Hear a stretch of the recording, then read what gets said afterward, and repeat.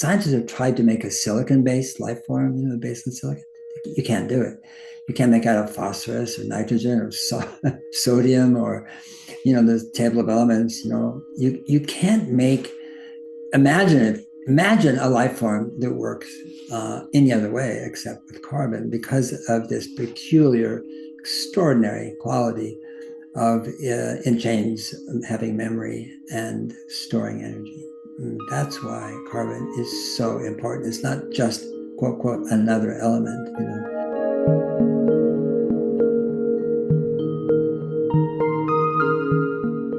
Hello and welcome to Cambridge Forum, coming to you live via Zoom. I'm Mary Stack, the Executive Director, and today we're delighted to be embarking on an educational journey to discover more about carbon, the most versatile element on the planet. We're very lucky that we're doing this with an expert guide in the form of Paul Hawken, the well-known environmentalist, entrepreneur, and author. Well, Hawken has been a leading voice in the environmental movement for decades, and his bestsellers include Regeneration, Drawdown, and Blessed Unrest.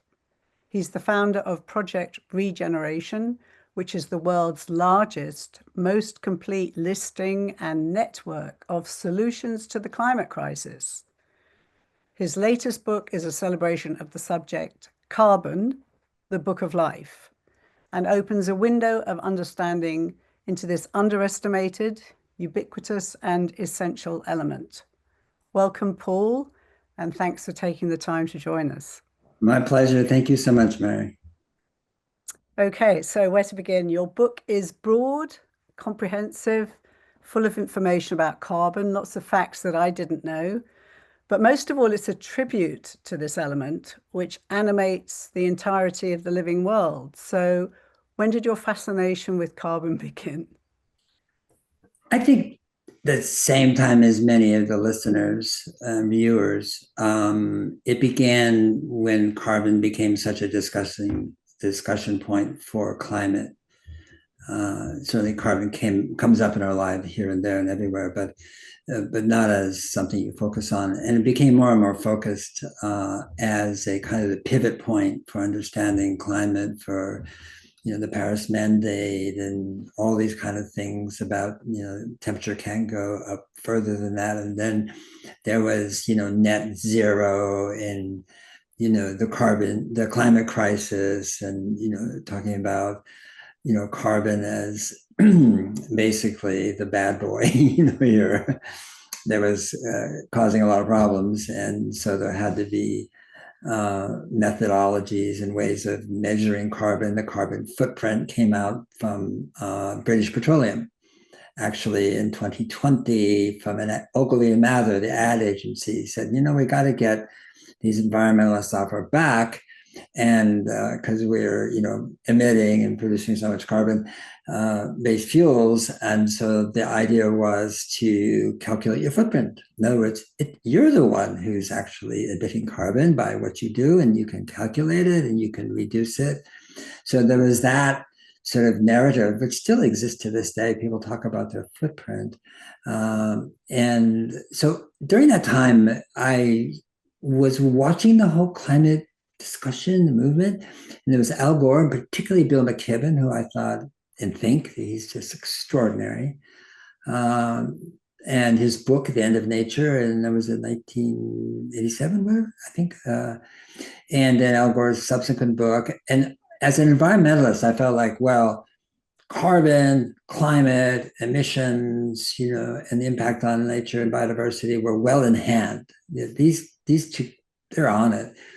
And so I certainly was trying to become literate in it. And I had learned about it at Stanford Research Institute decades prior to that, before it was in the news. And so I kind of understood the mechanism. It's not that difficult to understand, actually, of global warming. And so let it be until 2001. And 2001, as we remember, is 9/11 year, but it was also the year of the third assessment by the Intergovernmental Panel on Climate Change. And the assessment was more dire than the prior one, which is more dire than the one before that. And you have to parse it, Mary. You have to kind of read between the lines because these reports are consensus science. And there's no such thing as consensus science. And it was just a code word for saying, well, everybody had equal say, and we want to get passed unanimously. So the Russians, the Saudis, the Venezuelans, the Kuwaitis, the Americans, and the people who were trying to tamp down the concerns about global warming, had almost a prominent voice, very prominent. And so the report comes out. And as an environmentalist, you have to kind of read between the lines because you know that the scientists who really understand climatology are saying, hey, we're in big trouble. And but that's not what the report said. And that's when I began to go around and ask people, institutions, NGOs, in universities, say, there's a lot of concern about this, but there is no place where you can understand what to do. And that's when I created Project Drawdown, actually, in 2013. But after years and years and years of asking other institutions to create a list of solutions that were prominently effective in reducing our emissions and bringing carbon back home. Yeah. So explain to people, in the book, you go down the path of even explaining the chemistry and talk about the various forms of carbon, which, we know graphite, we know coal, we know diamonds. I mean, it's a remarkable element because it bonds so easily. So it keeps appearing in different forms. So why is it so important to nature? Why is it the driving force in nature? Yeah, because it does something no other element can, which is it has memory and it can store energy. There you go. I mean, without that, there is no life. And that we know of, certainly not here. And you can imagine it someplace else. Scientists have tried to make a silicon-based life form, based on silicon. You can't do it. You can't make out of phosphorus or nitrogen or sodium or, the table of elements. You can't imagine a life form that works any other way except with carbon because of this peculiar, extraordinary quality of in chains having memory and storing energy. That's why carbon is so important. It's not just quote, quote, another element, So tell us about the various places on Earth, the biggest stores of carbon and why they're important, such as the forests and the ocean. Why is it so pivotal? Well, the biggest stores in carbon are, coal, gas, and oil, and then wood.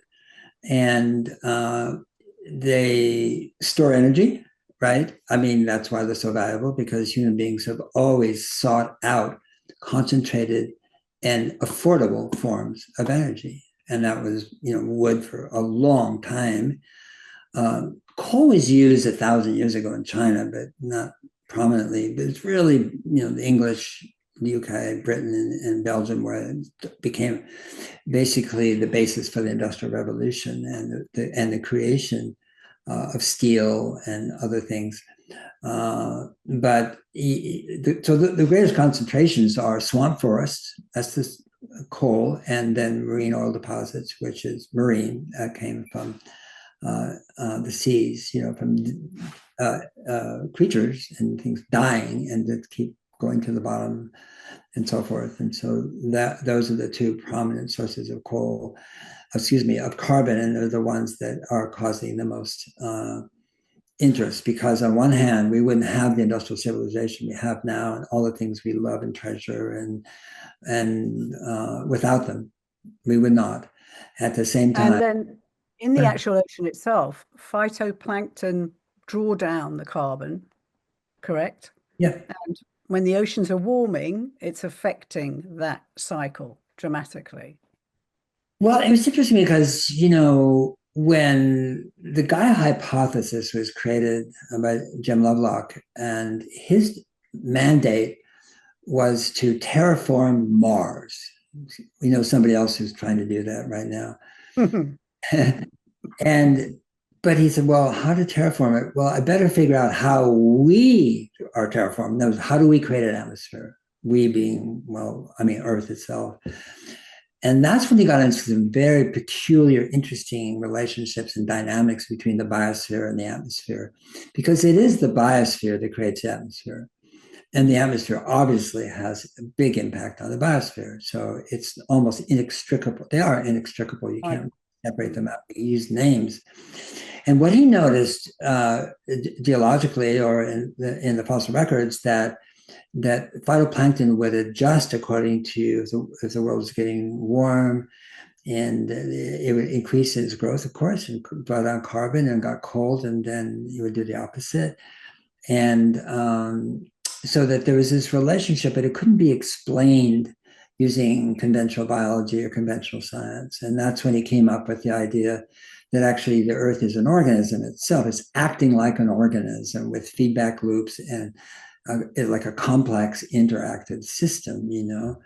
And he was widely ridiculed when he came out with that theory. Called scientists call it New Age pablum, you know, like he was a hippie.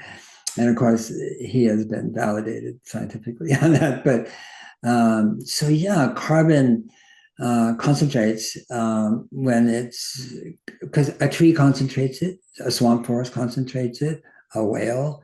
Um, I mean, marine organisms concentrate it, and then when they concentrate over eons, you know, we discover it, mine it, find it, and love it because it's such a powerful source of energy. Hmm. It's interesting because in your book, you talk about how it is a very intricate self-regulating mechanism, the planet, and all the living things on it. And you Yeah. talk about plants being close to each other and the relationship that happens between them. You know, they give and they receive and they trade, all based on what? On the fact they must be communicating in some level. It's remarkable. I'd say right now, one of the points I try to make in the book is that, you know, we are heirs of Western empirical science. You know, and I say we in the West, like the whole world is affected by it now, but it came out of the, you know, the scientific revolution and the age of enlightenment and the process and discovery that was the emergence of science was really about identification and naming. That is Mm, this mm. is this and it's not of that, and these are different. So if we isolate this, we can study it and find out how it works and what the process and so forth. And so our background has been educationally has been about analytics, you know, analyzing the world and creating things out of those elements and molecules. And classifying them. Oh yeah, classifying and so forth. And so the problem with that is that we really weren't focused on the fact that everything on Earth is inextricably connected. It's inseparable. And the influences, the interactions between the 3.4 trillion creatures, you know, that are our Earth mates that live here with us, and then not counting plants, which goes into the tens and tens and tens of trillions, is something that we're just sort of on the threshold. Threshold meaning the last 10, 20 years, some longer in some cases, but of really looking at what we don't know. And this is why in my book I mentioned indigenous knowledge, because it's called traditional ecological knowledge is another name for it. But that knowledge is derived over relationships. That is, people who lived in basically one area and had to know what was going on there in order to survive and thrive over centuries and thousands of years. And so they develop a way of understanding what we call nature. They did not use that word. They couldn't see themselves as different than nature, so they didn't have a word for it. But what they came up with is what we call observational science, which is just thousands of years of seeing, sharing, watching, looking at the dynamics between complex adaptive systems, and which is ecosystems, you know. And so what I see right now is that observational science and our incredible empirical science, by the way, I'm not gainsaying it, but is now sort of meeting, Robin Wall Kimmerer is a perfect example of that, a great scientist, but also great, profound understanding of it, the indigenous way of knowledge and knowing. And there's many others. And so we're seeing science come together in a way which makes me smile, which is like, I don't think we do know, as opposed to we know, listen up, it's like, oh, this is more of a mystery than we ever thought imaginable. And one of them is plants, which you brought up. And, I mean, Zoe Slanger's beautiful book, The Light Eaters, she talks at the end to these botanists who say, the only way we can explain what we know now about a plant is that the entire plant is a brain. There is no other explanation. Of course, now indigenous people have been saying plants have been talking to them for years, and we just poo-pooed them, right? So, oh, yeah, right. And, and they were absolutely correct, It's interesting. We had Diana Beresford Kroger on talking about forests. She's quite remarkable. Yeah. And she has PhDs up the wazoo, in botany and biology, but she was also schooled in Druid knowledge as a child. And she says it bears out all the time. The intuitive knowledge Yes. always is resonating with the science, not the other way around. Yeah. And I found her delightful. She was quite humble about learning from tribal knowledge. Yeah. Yeah. It's ancient knowledge. Mm. I mean, I talk about the Mi'kmaq, a tribe in eastern Canada, and they could, in October, always in October, usually around the full moon, they would listen to a large tree, or maybe, some people call the mother tree, and these large trees. And they'd listen to the wind, the sound the tree made from the wind. They didn't name the wind itself like a soughing sound or the sound. They named the sound the tree made. And that was a name. And so that tree was then named by those people. Okay, we don't have such a name in our language. We have no such. What do you mean the sound the tree is making? No, it's the sound of the wind through the tree. We have that one, but not the tree itself. And they could go back years later and then observe a tree. They had remembered the name. It wasn't written down anywhere. And listen, because the name is an indicator of the sound, and they could tell whether the tree was healthy or in some way been impaired. The sound changed. Like, it's unimaginable with all our science and capacity and knowledge and brilliance to imagine how to do that. We can't do that. And for them, You raise very good examples, disparate but interesting examples in the book that are mysterious and that inexplicable. One is Monica, the marine biologist, who has this study she's doing with the fish. Do you want to talk about that? I thought that was amazing. Yeah, I mean, Ambon fish. I mean, she was a marine biologist, and she was studying a fish in the Great Barrier Reef. Excuse me, and on the influence of warming water on reproductive health. Fairly straightforward. And to do that, she then studied fish for months, and known as a reef rat. She went out there every day and stood there in the same reef, the same school of fish, and they got to know her actually, and trust her. And so she always wore gloves and things, so she never exchanged any, bacteria or anything from the human to the fish population. But she wore these gloves, and pretty soon they would start to nuzzle into their gloves, and she could close up her hands around the fish, and they were just happy as can be. They were, they didn't try to get out or, avoid her, the opposite. And then came the day when she had to euthanize the fish, kill them, and take them back to finish her study to basically dissect and analyze their internal sexual organs and what was going on. And by this time, she'd become, very attached to the fish, and vice versa, obviously. And she went out in the morning to say goodbye, and there wasn't, for the first time in I forget how many, 3 4 months, there wasn't a single fish on the reef. They were gone, and she was stunned by it. She went back in the afternoon, and they were there, and she euthanized them and did her thing, completed it, and decided she didn't want to be a scientist. Amazing. Said, because I got ethical permission. When you do that, when you kill something for a university, you have to get ethical sign off. You can kill this for science, okay?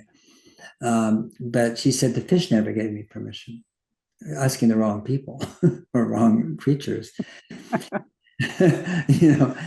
And she quit as a marine biologist, and in her sort of despondency, or in her where she lived, she was lying in the garden, and she said, I think I'm going to study plants because I don't have to kill them to study them. Interesting. Yeah. Change their direction. And she was the one who first published a paper on plant communication, that plants were communicating to each other sonically. There's 3 ways they can communicate: chemicals, we know that now, and sonically, and then through the root system.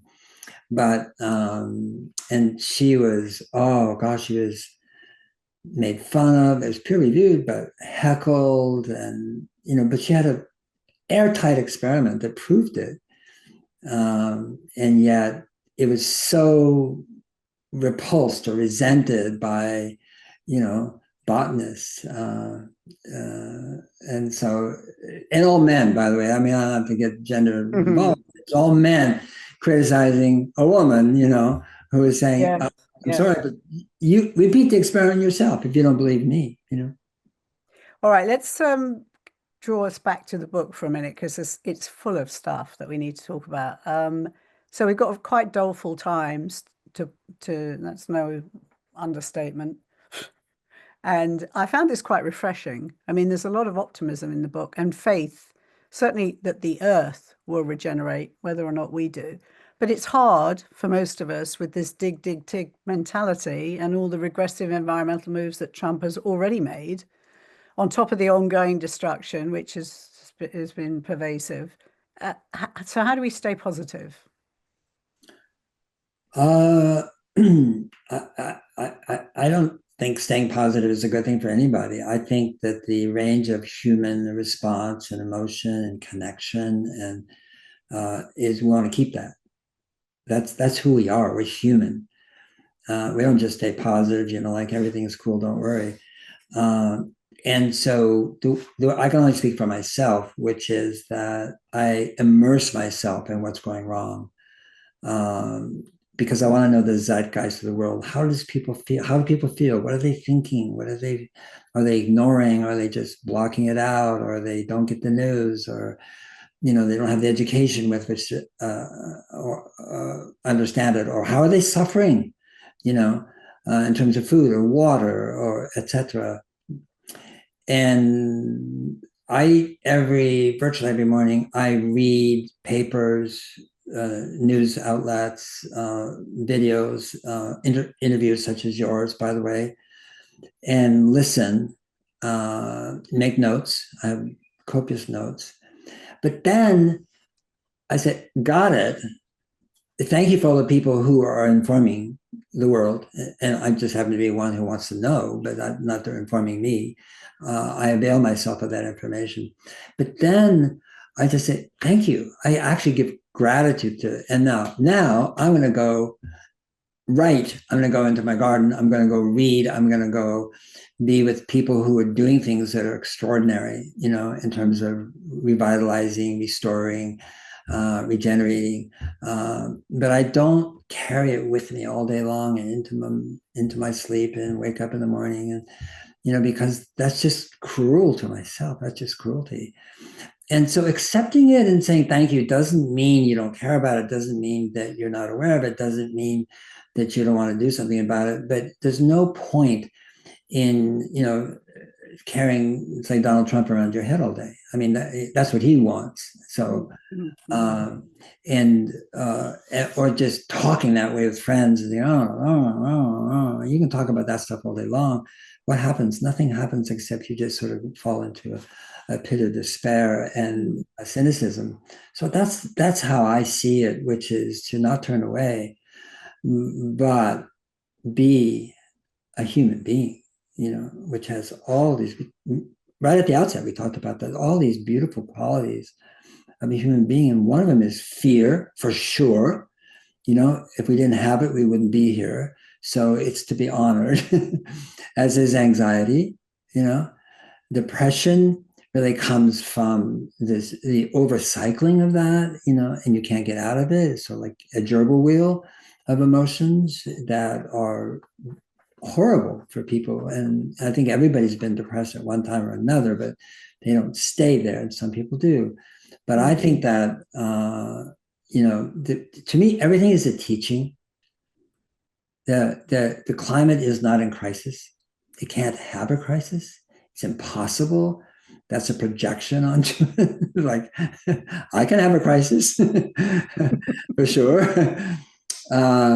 But to me, it's a teacher. We have a teacher. The earth is teaching us. This is feedback. This is kindness. I mean, as somebody said to me, Laura Hardy, architect, she does beautiful bamboo buildings. And she said, nature will decide whether we deserve to be here. Nicely put.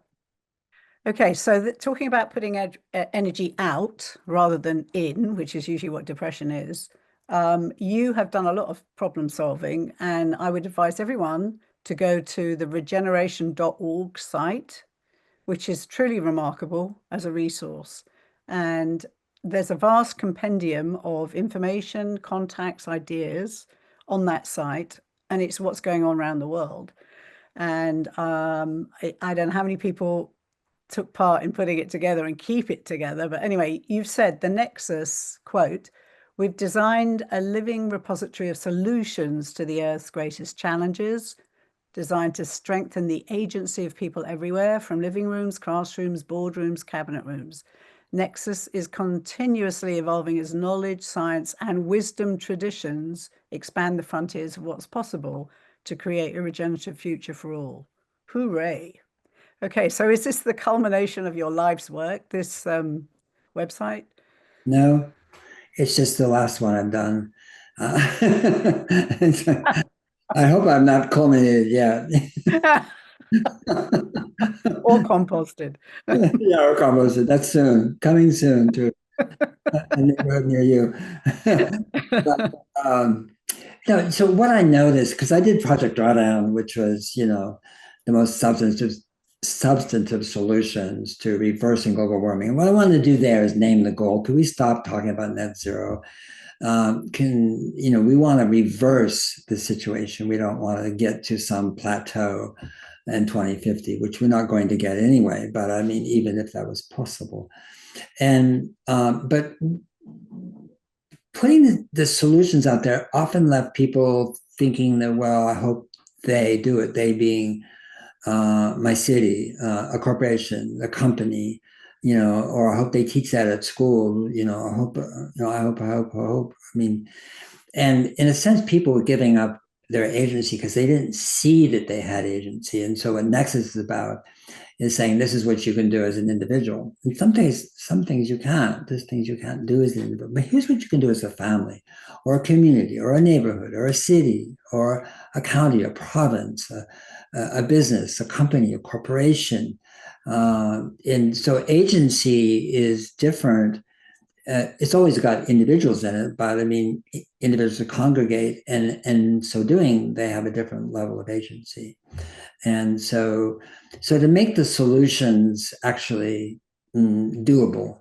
And the second part of regeneration was to make it very clear that the only path forward, and I rarely use absolutes, okay, for humanity and all the other creatures here, is to create more life on Earth. And if you don't do that, you're not serious about climate. You're not serious. if you're building machines and technologies and this and that in order that we can have more, buy more, extract more, have bigger mansions, more cars, then you really lost your way. And so, and it's not like I know how to do that, but I would say that if you read the headlines and read the news and read what comes at you, maybe not on Fox, but on something that has a little breadth to it in terms of what's happening in the world on a daily basis. If you read that, you can't help but see that our degenerative economic capitalist system, which is based on extraction and taking and consumption, is, you can see the end of that road. That road ends. It doesn't go. That's what the headlines are saying. This. So you stop. You have to stop, but you don't know what to do. You don't want to be continuously degenerating. But the thing is, we stop and then you look the other way. It's a 180. How do we regenerate? How do we make clothing? How do we make our homes? How do we have transport? How do we create food, good food, that is proximate and affordable for everybody on earth, not just some people? I mean, there's all these questions about what we take for granted, maybe not regenerative cruise ships, maybe we'll put that aside, but, pretty much all of human needs need to be done in such a way that adds more life. How do we do that? Good question. I mean, but I know that's the right question. And I do give some examples, but there's many more. And that is really the direction we have to go together. We do it by listening, by respect, by not being jerks, not by having power, but by being community, and because all life comes from community. No place else, by the way, no place else. There is no life outside of community. So that's what I'm trying to say in the book, is like, wow. And when we understand, I think, more and more of how the living world, what I wouldn't say works, but I mean how it communicates and is bound together in ways that are almost nearly miraculous, but definitely astonishing, that it's more like falling in love because you've been jilted by the socioeconomic system. I like that analogy. So on the website, use these, powerful adjectives: earthy, optimistic, indigenous, wild, all very appealing. But you also use political, and you say about human rights. So this work is edgy. There's no way to sugarcoat it. It's edgy, right? Well, the world is edgy. This is a really edgy time. I mean, if you don't see that, then you don't see it. You're not informed. You're not aware of it. But I would say the overwhelming number of people in the world are aware of it. I mean, remember, I guess it's still true, but people talked about, well, climate change is a future existential threat, and people go, like, thanks for sharing. But it wasn't that, there wasn't threat that moment, or that week, or that month. He was like, oh, it's in the future. I hope they do something wherever they are. And what I'm saying right now is there's 5 billion people wake up every single day. And it is current existential threat for those people. They're here in America, by the way. They're not someplace else, as they are someplace else as well. What are those threats? Food, affordability, their children, health, education, their home, safety and security. I mean, that's what 5 billion people wake up with every single morning. They don't think about future existential threat. It's in their face. It's in their children's face. It's in their families. It's in their tribal. It's in their city. It's in their community. And so if the climate movement, if I may call it a movement, if we aren't focused on that, we're not serious. Because regeneration isn't about soil only. It's not about this ecosystem. It is, a wetland, a mangrove. Of course it is, the fisheries, but it's about children. It's about well-being. It's about mental well-being as well, not just physical well-being. It's about creating a world that respect and kindness and compassion, and as I said, to disaggregate them, oh, we have a social problem, but we have a climate problem. Oh, we also have a biodiversity problem. It's like, oh my gosh, how could you separate those three things, So there's lots of themes in the book. There's the language is poetic at times. A There's lot of people have said that. Yeah. it's beautiful, especially the ending about wildings. Beautiful. Yeah. There's mystery, and deep philosophical questions about where we're going. You raise those through various people that you quote. And you talk about, as you were just saying now, carbon is this omnipresent flow running through everything. And quote, for industry, the changing climate is seen as an engineering program, not a crisis of behavior, consumption, or disconnection. There's a tacit assumption that the current fossil fuel-based energy system can be swapped out for renewables and the privileged continue the way they do. So we modern civilizations, quote, civilizations, have got a lot wrong. And as you know, we're the only species that blocks, subverts, and breaks the flow of carbon. So what are our other chief offences? And how are we blocking, subverting, and breaking the flow of carbon? Well, I mean, we're doing that by destroying the biosphere and by continuous combustion of coal, gas, and oil and wood.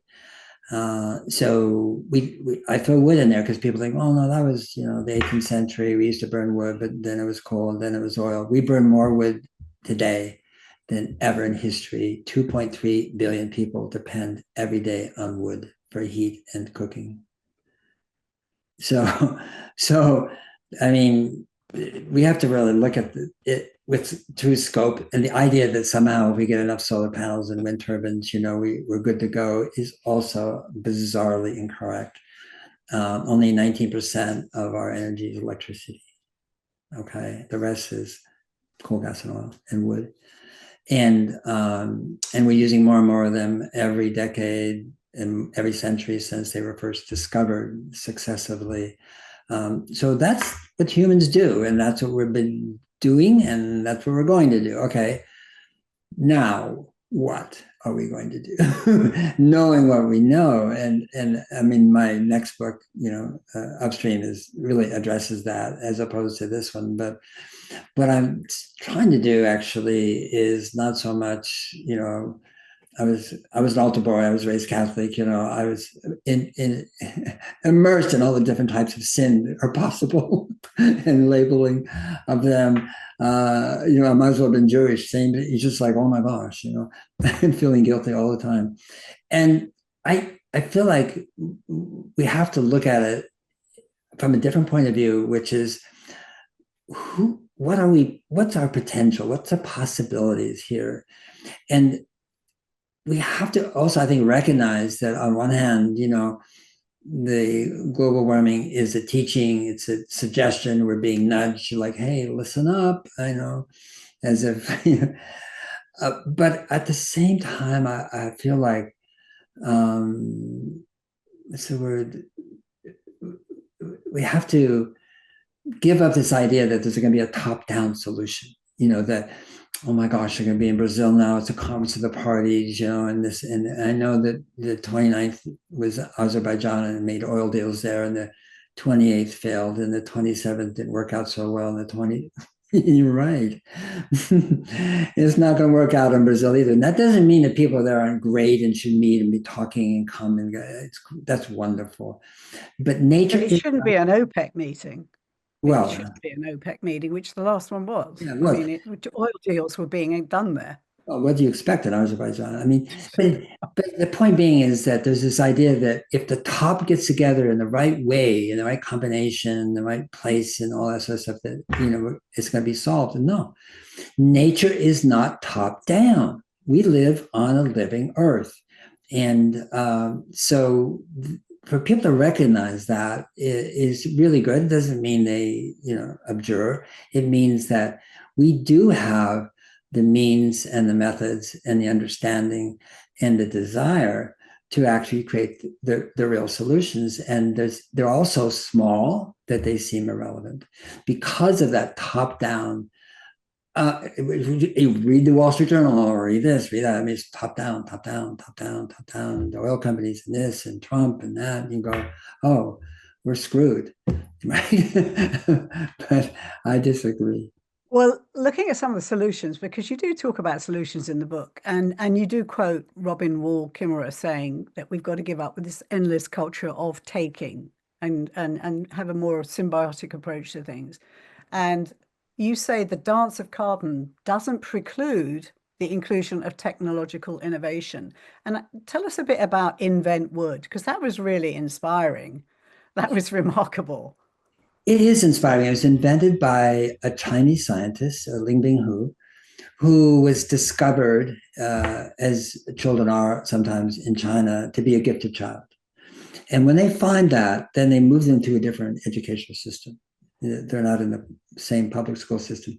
And there he went, graduated from the university when he was 17. He got his PhD at UCLA in nanotechnology, did his postdoc at Stanford in material science, went to the University of Maryland, and now is at Yale and head of a material science department there. Okay. One of the nicest human beings you'll ever meet, by the way, and just a sweetheart.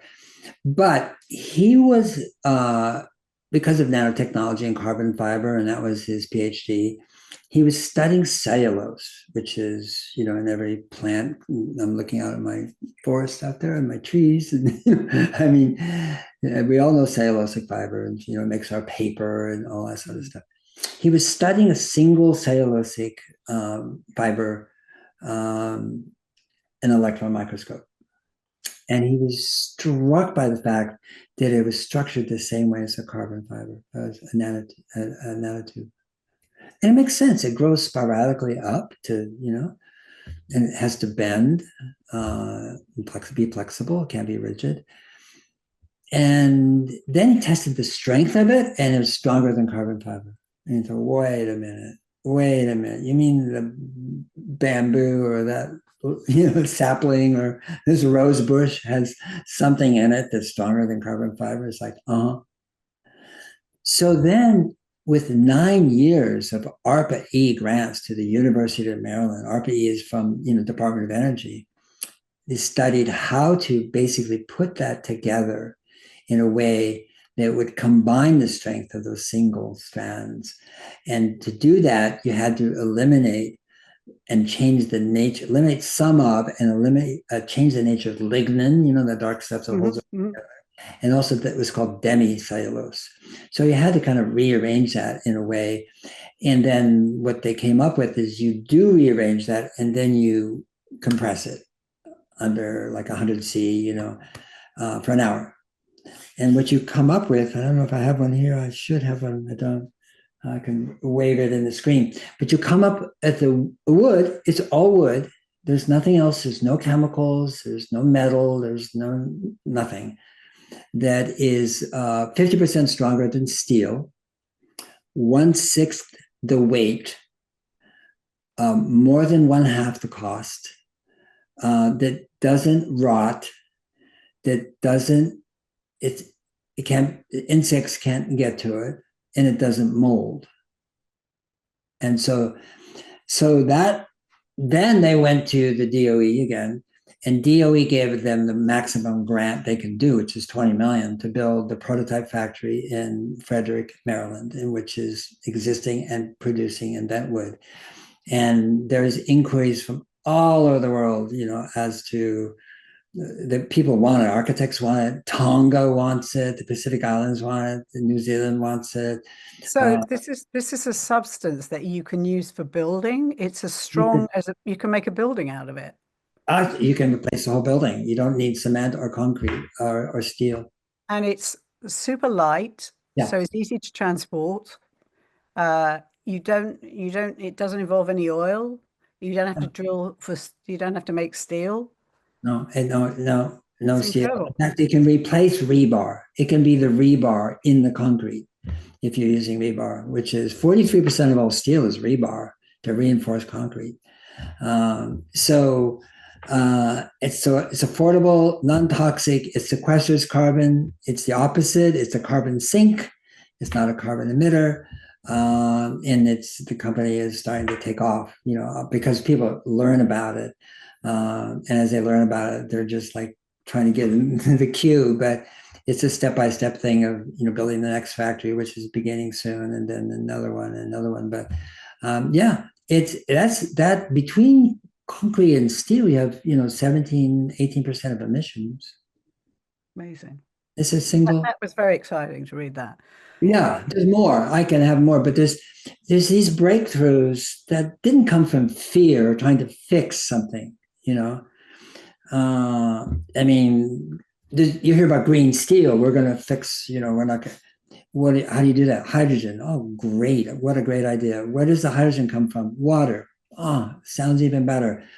How do you get the H out of the H2O? Oh, well, you use electrolysis. Well, what energy do you use? Right. Well, a lot. You use more energy to do electrolyze hydrogen for green steel than the entire United States uses. Okay, well, I mean, so that's shift along. a Because green. we're running out of time. There's so much stuff to go in. Okay, so you said in the book, 99% of humanity does little or nothing about the climate crisis because they don't know what to say.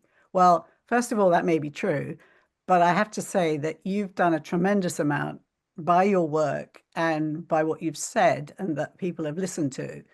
And I have to do a little hurrah for you here. You wrote a book in 1994 called The Ecology of Commerce. And this transformed a businessman's life, a big businessman, Ray Anderson, who was a global carpet tire manufacturer. There can't be too many worse businesses, he himself said. It was from all petrochemicals, and he was a take, make, waste enterprise, he said. And he read your book and he turned his business around. And anyone who wants to see the story, it's a TED talk called The Business Logic of Sustainability.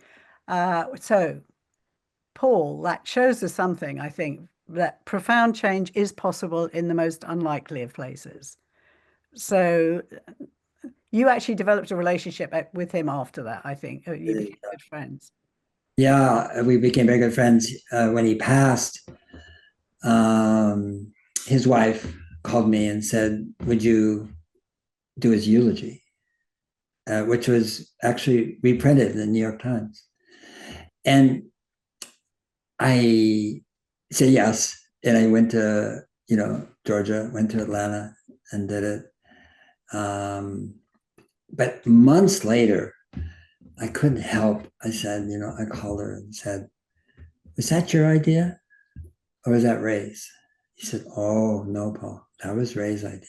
And I was like, "Oh my God," it affected me so much because I thought, you're dead. So we're looking for somebody who's going to give a eulogy. Usually you do that after somebody passes.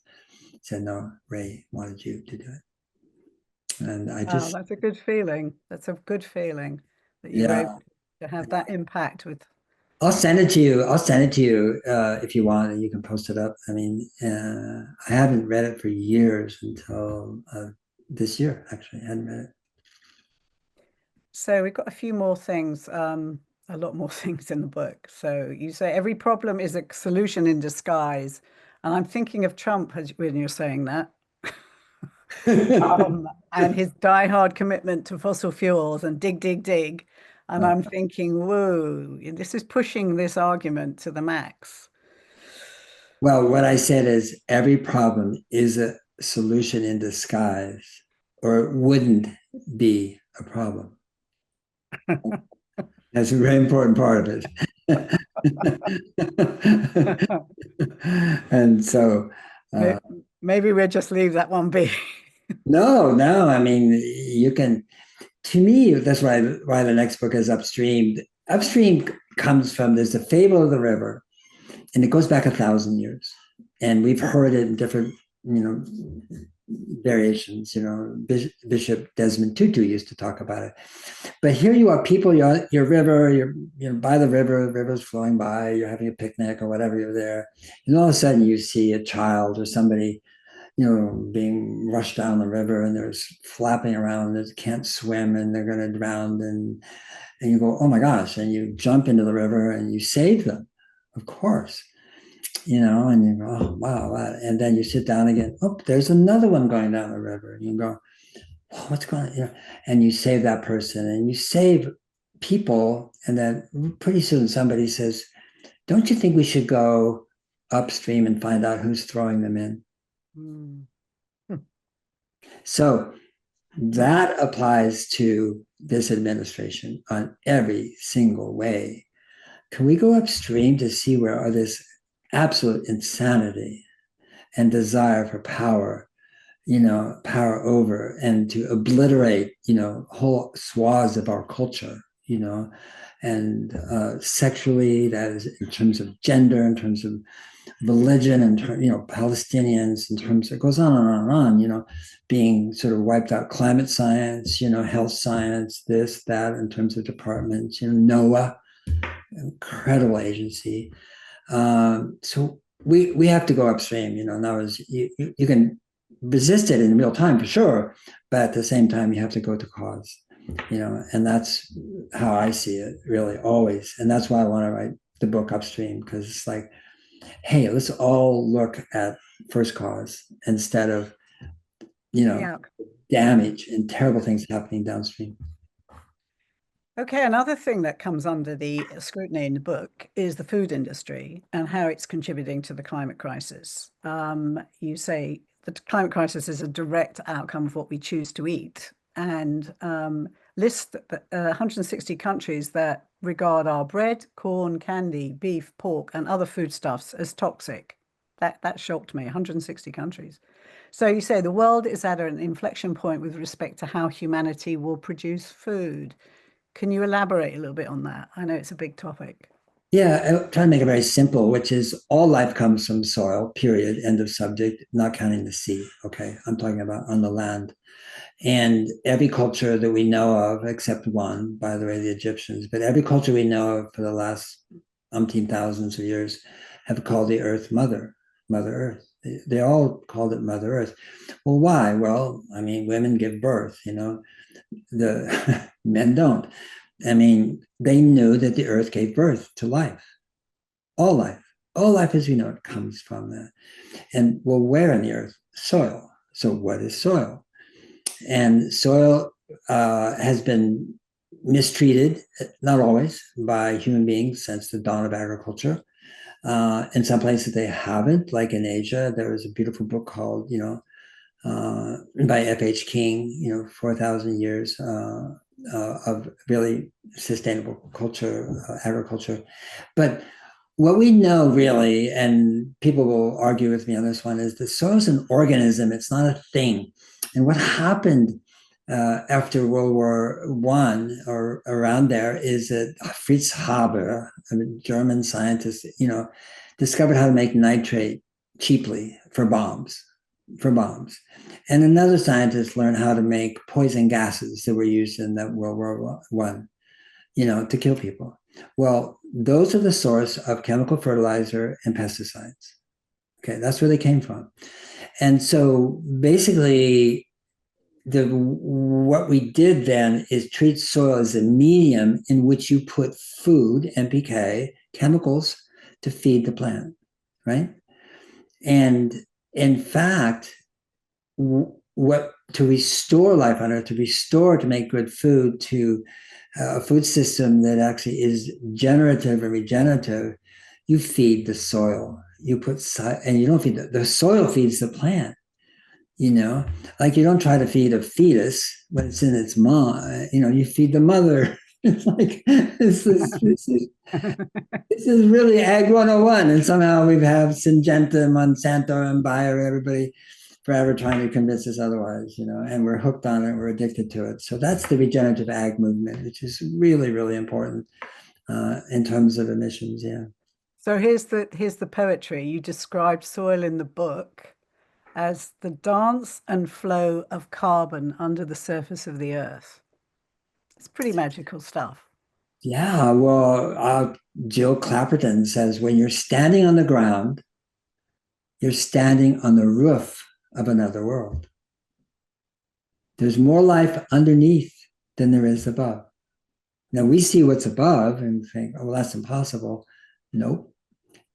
More life as we know it is underneath. And we don't understand. To that, you quote Wendell Berry as well in the book, and you say that the chemical agricultural industry doesn't know what it's undoing. Yeah, it doesn't know what it's doing because it doesn't know what it's undoing.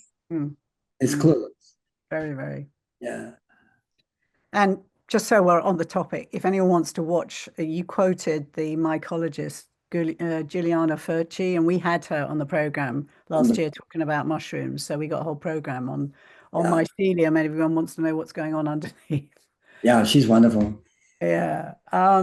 We've got about 5 minutes. There's still a lot of stuff. One thing that I think I know you're passionate about, because you were talking about caring for the soil and the smell of the soil, is you were very taken by your visit to Knepp Farm in England, where two people, Isabel Tree and her husband Charlie, decided that they weren't going to do the farming anymore, and they were just going to let the whole property go wild to see what happened. Yeah, he's a baronet. They got the farm early. It skipped a generation. Usually goes, father to son to son, all the way down. I think they go back to the 13th century, whatever. And so he and Isabella, his wife, who are great naturalists, as people, all of a sudden had this farm, 3,500 acres in Sussex, and then which is losing money. And they tried to use the best agricultural techniques to bring it back, to profitability, and it didn't work. And they read about the work of a Dutchman, really, about restoration using really animals, but native animals, not bringing in cattle, which they already had, and letting the land regenerate itself. In other words, you bring in the creatures, and then they will bring in other creatures, or bring in other creatures and other pollinators and plants and seeds and so forth. And that's what they did. And it's called the Knepp Estate. And I mean, it is just visited so often now. They have butterfly safaris. And, when I was there, was it a year and a half ago? Yeah. And the first stork, white stork, was born there since 1415. And was the last stork that was born was before Britain even existed. And when I was there, 3 years after the first white stork had come, shown up, nested, had storklets, I guess, I don't know what to call them. But 3 years later, I'm there and I'm looking up at a murmuration of 20 storks in a circle, just in 3 years, and so forth. That's regeneration. And this goes back to what we talked about, what to do and all that sort of stuff. We as human beings, we create the conditions for regeneration. We're not nature. We're not Mother Nature. We're not, magicians, but we know how to create the conditions. And that's what we're talking about on all levels of society. What are the conditions that create more life for all aspects of our civilization? And they created the conditions, and it's just gobsmacking, to use an English term. And she's got a book, Wilding. She's got several now, but and the book is a bestseller. Yeah, and I think Wilding was #1 bestseller in the UK. Yeah. So here's a quote again from you. I love this one. Biodiversity is the constant interaction between creatures large and small, the entire system of life and its interrelatedness, not a list of its parts. Animal and plant communications, cognitive awareness, and intelligence are beyond our understanding. I thought it was quite humbling. Humbling, and it's kind of lovely too to know that in our relatively short lifetime, there's no end, there's no gate, some barrier, where I got it, we'll never get it. It's so mysterious, so extraordinary. I mean, as I said, maybe I didn't say it earlier, but there's 1.2 trillion carbon atoms in every cell of our body, and we have 32, 34 trillion cells. And what's going on inside the cell is, even though we say, oh yeah, there's mitochondria and there's this and that, we really don't know what's going on in the cell. And it's a extraordinary chemistry experiment. And all life begins in a cell. There's no life outside of a cell. Doesn't matter what you think. Microbes, plants, mycelia, trees, it's in a cell. And what's so fascinating is that technically and inside the cell isn't life. It's chemistry. Couldn't exist without carbon, by the way, the chemistry. It's bringing in food, nutrients, energy, okay. But the cell, when it's a cell, that is, with the carapace, is life. The cell is life. So how does that chemistry experiment turn into life when it's encapsulated in we don't know. We live with that mystery. And talk about a teaching and like a miracle. And we don't know how the first one happened and how it became a eukaryote, two different types of cells combining, it's the mitochondria. It's like, we don't know. It happened. And so there's lots of speculation about that. But I feel like all religious experiences really are about awe, not about belief systems, about this saint or this miracle or this whatever. You can have those too. But I mean, the basic core of religion is awe and realizing that you're a part of something that is miraculous and extraordinary, and you're grateful. I think you hit the kernel of it there. I think awe and belonging. I think they're intrinsic, the two things. Yeah. Wow. Well, I wanted to close with that wonderful description of wildness at the end of the book, but there isn't time. So let's end on your last statement in the book. Whatever you do, don't try to make the world a better place. Instead, consider that the world might be trying to make you a better place. Yeah. You could use the word save. Don't try to save the earth. Consider that the earth is trying to save you. That's wonderful. Yeah. Well, Paul, thanks for all your wonderful work and for this great conversation today. Thank you, everybody, for joining us today. I look forward to seeing you all soon.